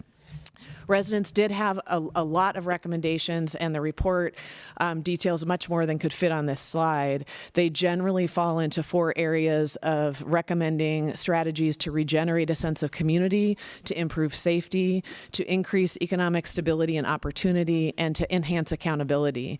And we recognize that these responsibilities are held, some of them by housing providers, some of them by PHB, and some are best met by other organizations, other civic organizations, or other city divisions. And we detail out some more specific ways that we could approach these in the report. I want to just thank the residents who shared so much of their experience with us over these last 4 years, the residents who participated on our research to action team. I think a couple might be on Zoom tonight. The housing partners who provided access into the buildings, and also thank Robert Wood Johnson Foundation for funding this last phase of the research. So with that, I'll pause and welcome any responses from you all. Well, first, let me just say we appreciate all of the work that went into this. What an incredible report, very informative. And I think the first time that you met and began to talk about some of the safety issues and safety concerns, there was quite a robust response. I'll use that word, seems to be the buzzword of the night. Significant response from the Oversight Committee in relationship to those concerns. And I would like to say that there's work that's ongoing to address those issues of safety and access and people being in facilities that shouldn't be in facilities, and how groceries are being kept, or items that are being ordered, et cetera. So that's ongoing work that we are very much committed to and concerned about. It helped to uncover some significant gaps in our process. It exposed some holes and some of the challenges at the same time.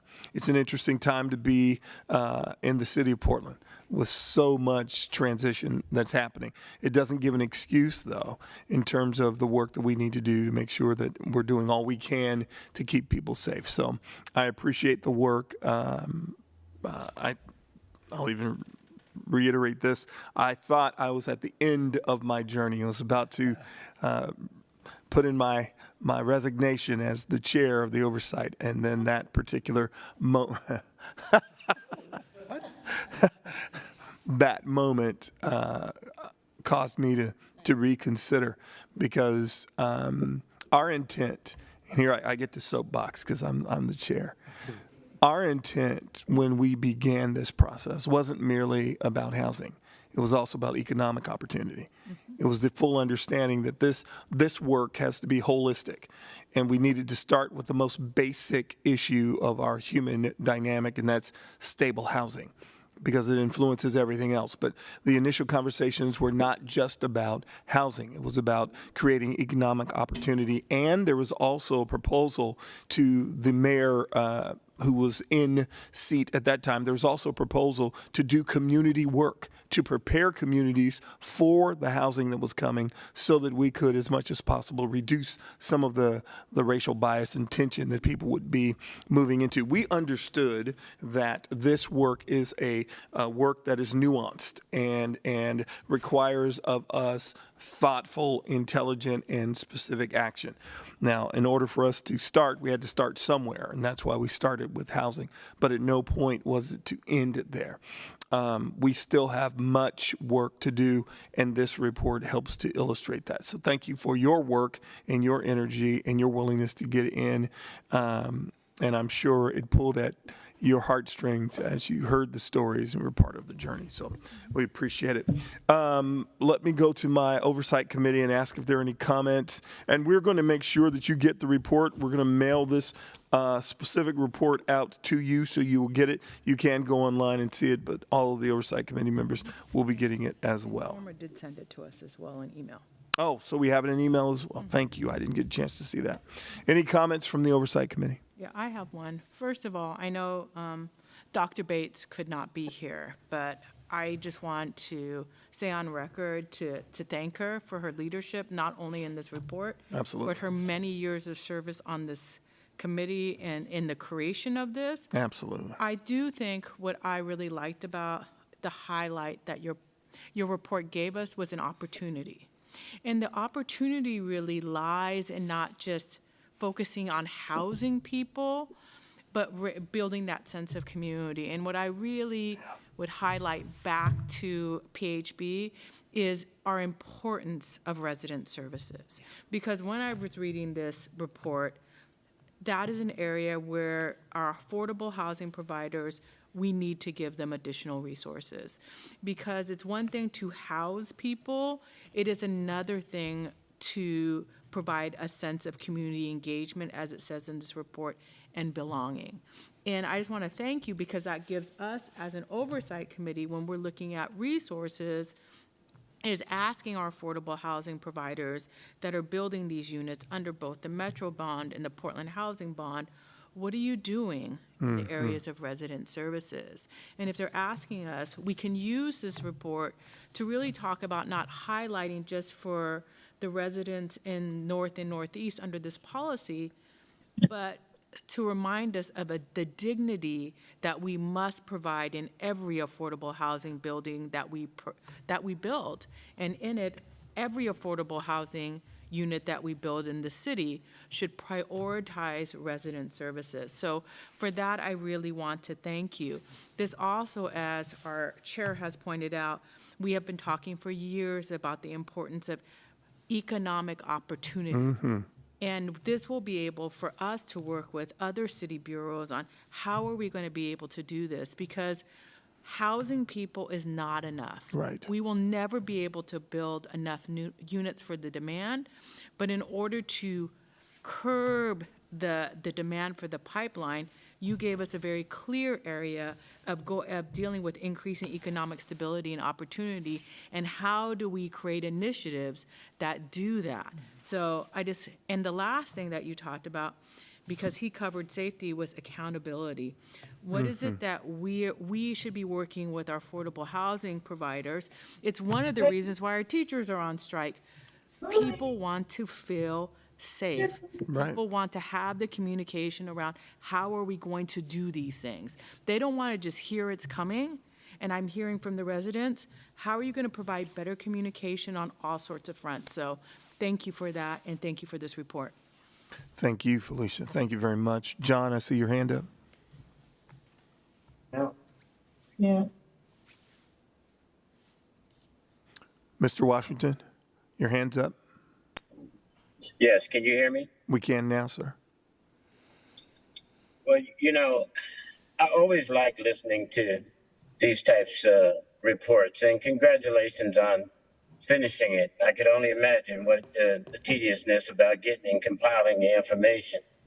But data, sometimes, and I was listening to what Dr. Holt said, and sitting at the chair of the Business Association, I see some other things like this also where we have to look at statistical data. But, economic stability or growth, there are a lot of mitigating things that are associated with that, and especially in culturally specific communities, and so what you gave me was a clear understanding about the multitude of partners that need to be sitting at the table as we process and move these personalities, these people, these environments as we evolve them. There's so many other elements that need to be sitting at the table. And I couldn't help but when I started thinking about this whole issue about public safety and building safety and all that stuff.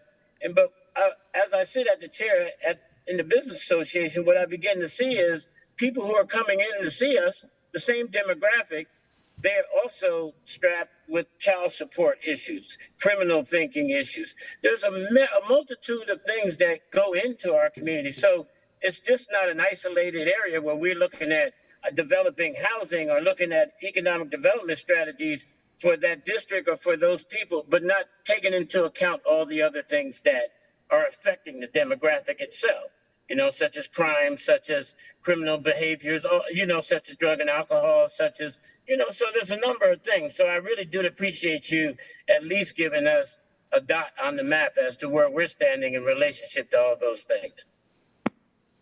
Thanks, John. Any other comments from our Oversight Committee? This is Sheila. Hi, Ms. Sheila. Hi.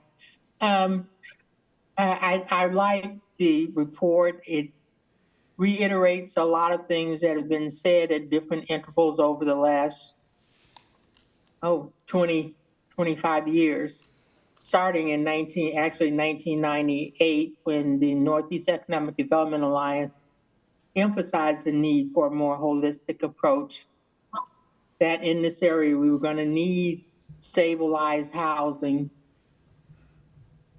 quality housing at different levels for the socioeconomic community that we were at that time, and that there needed to be an effort to look at not only the housing, but jobs, job training, education, as a three-legged stool to helping people to become more economically able to move up the ladder, if you will, or to become, have a bigger slice of the economic pie and be a more robust part of the community. I've sat on a number of the planning committees and design committees for the housing projects along MLK. And when we talked about the importance of those community services or those neighborhood services, or connecting those buildings and the residents in those buildings to the neighborhood associations that were in that they were in the community of, or within the district of, because that was one of the ways that they could get connected locally and have a voice in what was going on and be more a part of those communities.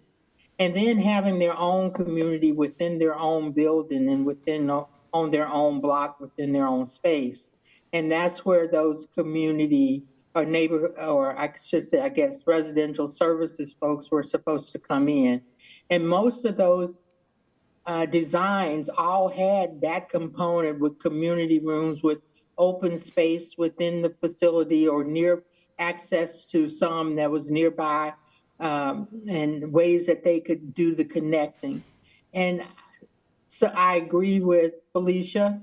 Somehow the planning, when it actually got on the ground and it started working, those pieces which were so critical for making it different than what we saw in other cities and other communities, and not letting it be turn into just low-income space housing facility, didn't get incorporated. There weren't the funds. And so I think we need to really look at that, and then connecting back those services that are going to help those folks who need more than just housing in order to be able to be stable, connected, and have some mobility. And then maybe helping them to see the value and have some pride in where they are and where they are right now and where they can go. Mm-hmm. I appreciate the report. I think it gives us some goals and strategies potentially for what we can do going forward. But I tell you, we've been here so many times, and hopefully we can get it right, like you've done with the IRA's report today. That was something in 2005 we tried to get done. You guys finally got it done in the last 3 years, and this year I'm so glad to see that we've saved some seniors their homes, Yeah. and hope to see a lot more of those done. Yeah. But I'm hoping for the same kind of success in where these housing projects go to. So thank you. I'm sorry I took too much time. No, you did great. Thank you, Ms. Sheila. Yeah. You did point out in your report that Garlington Center was different in being able to create a sense of community. What did they do differently that were lacking in the other buildings? Well, so this is kind of going way back in time, because when we first went there was within their first year of opening. And at that time, they do have they have a mix of different kind of populations that are being served. And they did workshops that brought all the residents together, and were some skill building things, and that also function as community building things. And when we kind of drilled down in interviews, like, how's it really working? And they were like, it's really working good. You know? And as I was wondering, I was curious about it, you know, and so that was just a different experience there. I just want to say, I really appreciate, Sheila, what you just said, and I think accountability is really the missing ingredient, because many of these buildings, not all of them, you know, the ones that have community spaces and the ones that don't, but many of them do have beautiful spaces, and you can drive by and see how active they are. Right. And so there's some, you know, I've been at the presentations where people are telling you all the beautiful things they're going to do, and I believe they mean it when they're here. So there is a gap, and if it's funding or what it is, but that gap has to get closed for things to go different. Yeah. Thank you. Ms. Virgie, any comments? I'm happy to hear the positive things, and things that we didn't like to hear, we heard. Mm-hmm. And I appreciate the report that was put together. And I thank Felicia for kind of coming back and pointing out some of the things, just to paraphrase back to make sure that's what you saw. And that was good communication, and also very helpful for what lies ahead. And our chairperson, you can't leave. It's not over yet. It's just beginning. So that's all I have to say. Yes, Ms. Virgie. Yes, right. Bishop Holt. Did we have anyone sign up for public comment? No, the only one that signed up was Mr. Washington. Oh, okay. Okay. Yeah. Okay. Thank you very much. Before we... Dr. Holt, before we move to public comment, I know that I missed some of the presentation, but I did review it. Oh, awesome. I saw that you turned your camera on, but I didn't see your hand up. But Jillian, we always want to hear from you. This would be the small few that feel that way. No, I just wanted to ask if PHB could facilitate having the service providers, especially the ones that are operating the buildings named in this report. I don't know if somebody asked for this already. Like I said, I'm sorry, I had to pop out and pop back in. If they could come and talk about what they're doing to address these concerns. A simple answer, yes. I mentioned that we have been convening. It has been quite a interesting conversation, but it is the kind of conversation that needs to happen. I don't know that it has always been the kind of conversation that should have been public or in a public meeting, but it was a necessary kind of conversation. And I think that there's a sincere effort and desire to provide the kinds of things that are necessary. So yes, some powwowing is current and will be ongoing. We have to get this right. So, and we'd love you to be a part of it. So there. Happy to. You just volunteered. We're going to hear from our interim director, and then I'll wrap us up for tonight. Thank you, Dr. Holt. I just wanted to say, Dr. Thurber, thank you for an excellent report. Please convey my appreciation to Dr. Bates as well. I've been struck in the short time that I've been in this role, the reading pile that comes with it. But this was on top. I read the entire thing. I think it's exceptional. I really appreciate that among the recommendations you specifically called out some clear guidance and recommendations for the Housing Bureau. We'll take that seriously. And I think, as we were talking about earlier this evening with the down payment assistance program, we just have to be in a constant state of recognizing that our environment is evolving and we need to respond to that, and the things that were the right approaches 2 or 3 years ago may not be today, and we just need to stay in community, in conversation, and accountable for the work that needs to be done. And I think one of the ways that we will ask all of you for support in that conversation is, as we are talking about how we allocate resources and prioritizing services and prioritizing funding, security improvements, we have this ongoing conversation and scrutiny from the public about how we're making investments and, what the cost of affordable housing should be. And it's important to be really diligent with public funds, but it's also important to help folks understand the importance that when we invest up front in the right ways, then we're not going to be paying for it in more expensive ways that hurt people over the long term. So I'm committed to that work, and again, just deeply appreciative for yours. So thank you. Thank you. I want to close with a thought. I was a speaker at a affordable housing event a few years ago, and I used as my opening one of our highest moments of intelligence. Humpty Dumpty sat on a wall. Humpty Dumpty had a great fall, and all the king's horses and all the king's men couldn't put Humpty together again. And I use that to illustrate a thought. Why would Humpty sit on a wall? Talked about people being in difficult spaces, places we hadn't planned on being, and how we find pressure and discomfort all in the same moment, and how that pressure and discomfort can push us. I said, I don't think Humpty fell. I think he was pushed. I think he was pushed by pressure. I think he was pushed by discomfort. I think he was pushed by his situation. And his falling is what matters. It's the splatter that matters. And what affordable housing has the opportunity to do, and what we're talking about, is to deal with the splatter. It's the mess. This is messy. It's messy work. It's messy stuff. It's not easy. It's not simple. And it's not always going to be comfortable. And everybody's not going to sing Kumbaya. Sometimes it's going to be up close and intense. But this is the work that we're committed to do. So I thank you for being willing to be a part of the process.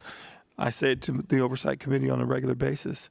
I appreciate your commitment. I appreciate your commitment to say what needs to be said, to help think about what needs to be thought about, and to give our energy to do something that makes a difference. Last part of it. We are planting trees of whose shade we will never live in. But isn't that the responsibility of leadership? Yeah. To prepare for the next generation? So we'll deal with the mess. We may not get our names in headlights. Folks may not remember us at all. But that's okay. That's not what we're doing it. We're doing it because it's the right thing to do, because we have the opportunity. So that's right. We love you enough to hold you accountable, to be uncomfortable, to get a little messy together. But we want some generations to do well. Thanks for your time tonight. Take care, everybody. See you soon. Right back at you, Jillian. Right back at you. Thank you, everybody. Thank you. Yeah. Thank you. And that's Thank you. Stay chair.